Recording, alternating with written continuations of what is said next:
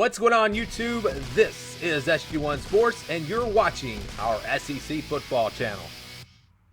The 2019 schedule for Mississippi State wasn't really all that tough when you compare it to some of the other teams in the SEC. The Bulldogs didn't have to play Florida or Georgia out of the East. They played Tennessee and Kentucky instead. And their non-conference schedule was okay. I mean, they did play Kansas State, a game that they lost. But I think overall that schedule being not too tough is probably why this team made it to a bowl game. Very close to not making it to a bowl game after that Ole Miss game. Of course, we know how that one ended. But Mike Leach comes in. It's going to be a different offense.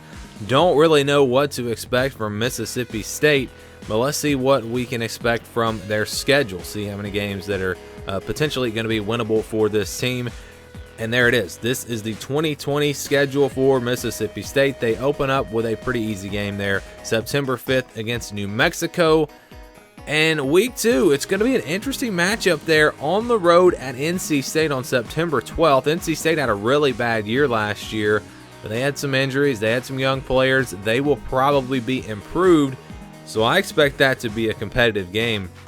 Not really sure who I would favor at this point. That's a tough one to figure out there. Arkansas on September 19th. Razorbacks, how much better are they going to be this year? Of course, that's a big question mark. That'll be a big game there to kick off SEC play, and the loser of that game could be in for a really rough year. So that's actually a pretty big game. On September 26th, they're going to play Tulane. Tulane's a good football team, one of the better Group of 5 teams. So that'll be an interesting matchup there, maybe a tough matchup actually for Mississippi State, but they do get them at home. That will help. And we're going to start off October with a big game against Texas A&M at home for Mississippi State. They could definitely be 4-0 at this point, and they get them at home. If they could pull off an upset there, this team could start the season off 5-0 and really have some confidence, probably be a top 25 team. Well, that's easier said than done. Texas A&M going to be pretty tough this year. They get a bye week before Alabama. They'll play them on October 17th. They usually play Alabama late in the year, but they play them a lot earlier this season. We saw the Auburn-Georgia switch, how they moved up. I guess they're going to move the Alabama-Mississippi State game up as well. But that's going to be a really tough game on the road. And then October 24th, it's back-to-back road games against 2 of the top teams in the SEC, Alabama and LSU. So a really difficult stretch there. And then even after that, they play Auburn. So you talk about a 4-game stretch that is really tough. Texas A&M on the road at Alabama, on the road at LSU, and then Auburn. 4 of the top teams in the SEC, probably the 4 top teams in the SEC West, and they play them all in a row. So I think this is a pretty tough schedule for Mississippi State, even though they again avoid Georgia and Florida, and they don't have a huge non-conference matchup. Because of the way those games are stacked together, it makes this schedule really tough. They play Missouri after that on November 7th, another team that we don't really know what to expect, what we're going to get from them, new head coach. So there's a lot of teams in the SEC that could be a lot better than we think or might be worse than we think with these new coaches. Kentucky is after that on the road on November 14th. That's going to be a really tough matchup. Kentucky's going to be a good football team this year. Going to have a really good run game, good offensive line. Defense is always solid.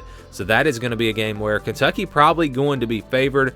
But then they get an easy one on November 21st. They'll play Alabama A&M. Expect them to roll in that game. And then they're going to close out the year once again on Thanksgiving. It's the Egg Bowl, Mississippi State at Ole Miss. And it's going to be so exciting this year to see Mike Leach versus Lane Kiffin. How will these offenses change? How will they evolve this season? Do these coaches have the personnel that they need now? Is there going to be an adjustment period? Which team is gonna make that jump this year? Maybe one of them does, maybe one of them doesn't.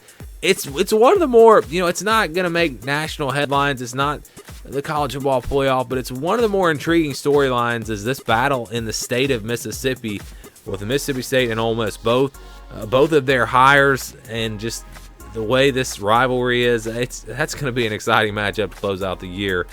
So we'll see where those teams stand. But all in all, again, this schedule, top to bottom, is not that difficult for, compared to other SEC West teams.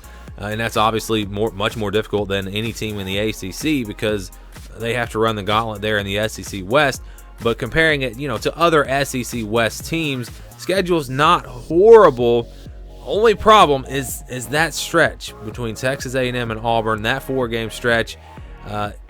It's going to be tough, honestly, for Mississippi State to win a game there.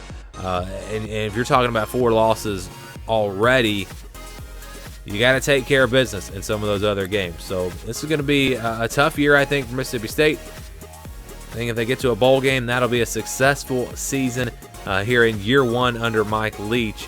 With this schedule and the way it stacks up and the way the SEC is just going to be really tough this year, Bulldogs definitely have a tough schedule, even though, again, it's not maybe one of the tougher ones in the SEC West. It is a difficult schedule, and we'll see what they can do with a very tough division this year, and I think the best division in college football in the SEC West. Thank you for watching this video. If you're an SEC football fan, please subscribe to the channel. Leave us your thoughts down in the comments below. And for the latest in SEC football, keep it right here.